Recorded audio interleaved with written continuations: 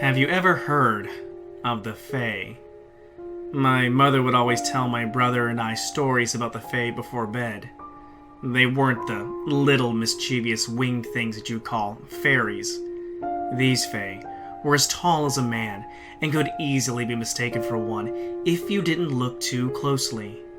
They didn't fly on wings, but they could float and ride the winds in the form of colorless, undetectable ether. They were mischievous, but their games were of a far darker sort than you'd believe. They were child snatchers, terrible soul stealers who spirited the young to their land and left a perfect imitation in their place.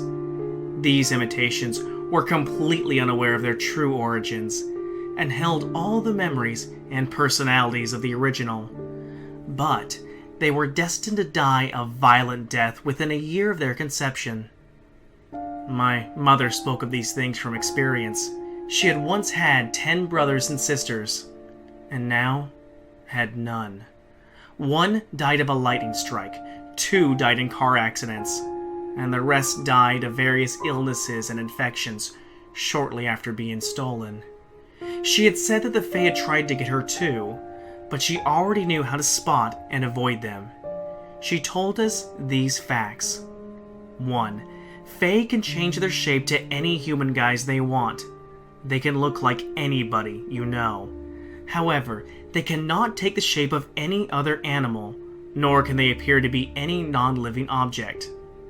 2. The Fae cannot hide their real form in some aspects. They will wear long pants and large shoes, and will walk with a strange gait. This is to hide their double-jointed legs and strange feet, which are taloned like a bird's. Their teeth are as sharp as a shark's, and their eyes are always green. 3. The Fae despise man-made objects, and generally avoid spending a long time in any unnatural structure. They can do it as long as they like, but they will seem uncomfortable while doing so. While they can phase through objects without much trouble, they cannot enter a locked, man-made object without the permission of someone inside. 4. The Fae will do whatever they can to trick you. It is a game to them. They will play with your mind, and they will kill you in the end. The only way you can survive is to trust no one, to keep to yourself until you are too old for them to take you. Though she never told us how old this was. My mother did not live very long. She was an alcoholic and disappeared one day without a trace. She wasn't found for weeks, until a body was dug out of the sewers.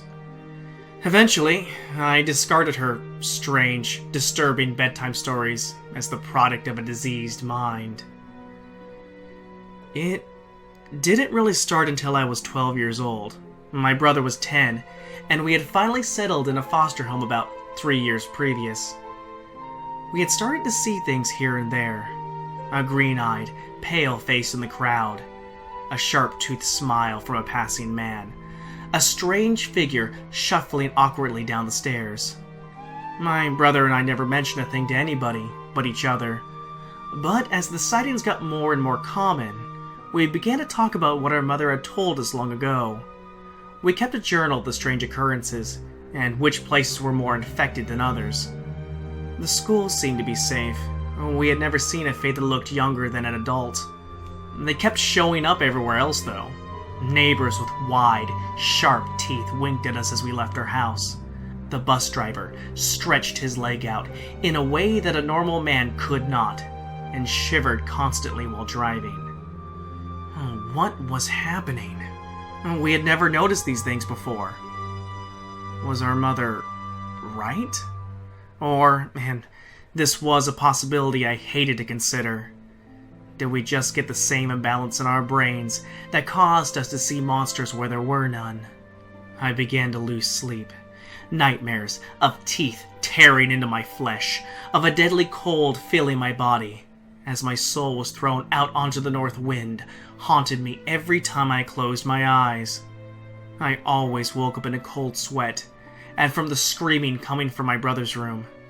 I guessed that he was doing no better. Our foster parents began to get worried, but we wouldn't tell them anything. We couldn't. And who would ever believe us? When I was 13, I began to look on the internet for any evidence of the Fae. I kept telling myself that if these things actually existed, then someone else must have known about them. I decided that if I couldn't find anything after a month, I would immediately tell our foster parents about the occurrences and get checked to the nearest psychiatric ward. For weeks, I found nothing but the old stories about little forest creatures and silly trickster spirits. But then a small beacon of hope appeared, a lonely chat room in some dark corner of the web. I quickly signed up and logged on. Hey, is anyone here? I saw the description and I need to talk.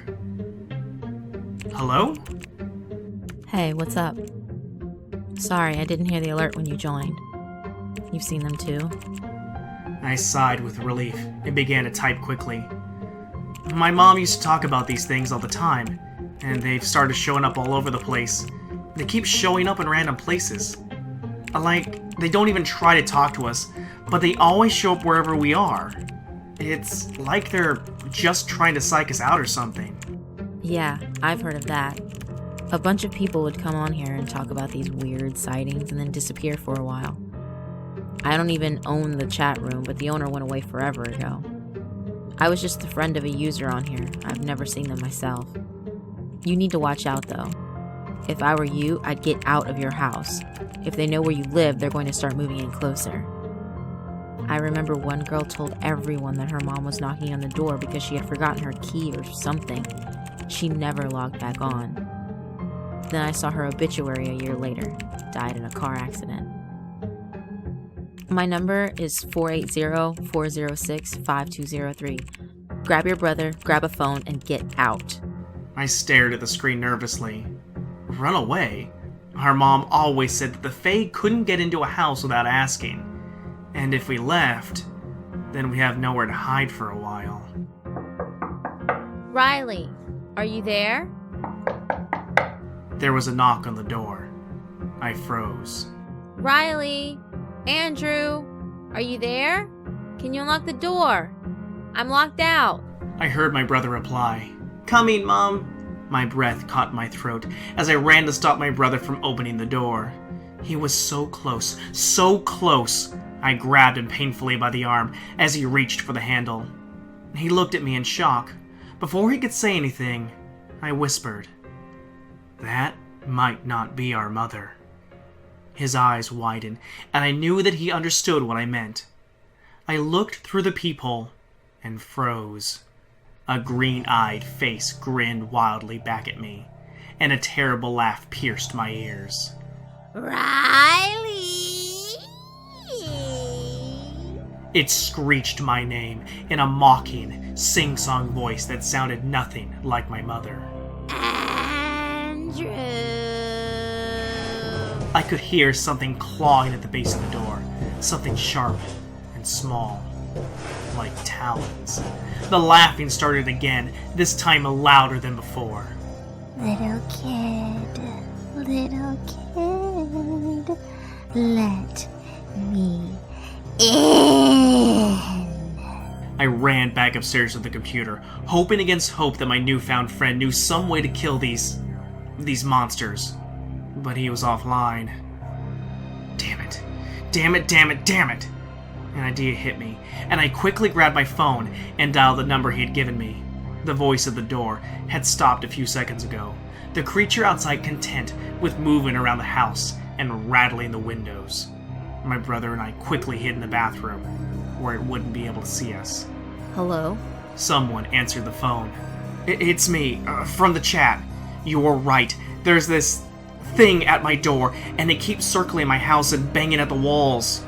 More voices sounded from outside, each one more unnaturally high than the rest. There are more of them. Please help us. I don't know what to do.